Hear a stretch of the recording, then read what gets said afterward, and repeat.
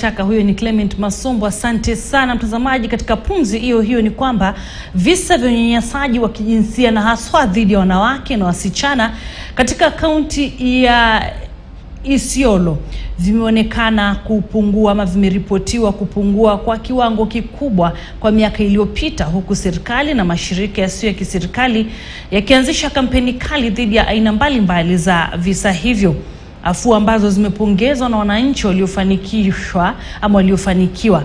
Wakizungumza katika vijiji vya Oldonyiro na Lengweni wakati wa kampeni za kuadhimisha siku 16 za kupinga ukatili huo, tamati ama zinazotamatika hapo kesho kutwa, wanawake ambao wengi wamekuwa kikerwa na vitendo mbalimbali vya dhulma vikiwemo kupigwa, kukeketwa, kubakwa na ndoa za mapema wamekariri baadhi ya juhudi ambazo zimekuwepo kukabiliana na visa hivyo.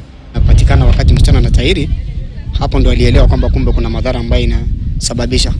Kwa mfano kama msichana akienda kwa leba, tulikuja kugundua kwamba yule msichana ambaye hajatahiri kuna uwezekano wa kukosa kwa masaa ambayo inastahili.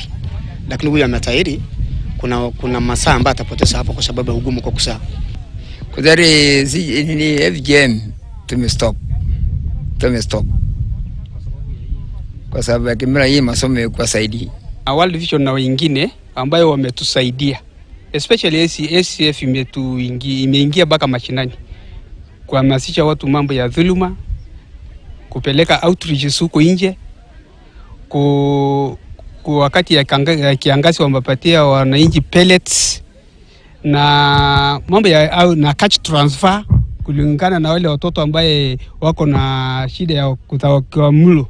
Tumefurahia ya kwamba hii jamii wamekubali message ambayo tumeleta na wamekubali kuchange ile kidogo imebaki, na kitu kingine imetufurahisha ni kwamba FGM huku ni kama hakuna, na ile walikuwa nasema ilikuwa juu wife battering ni kama pia imeshuka.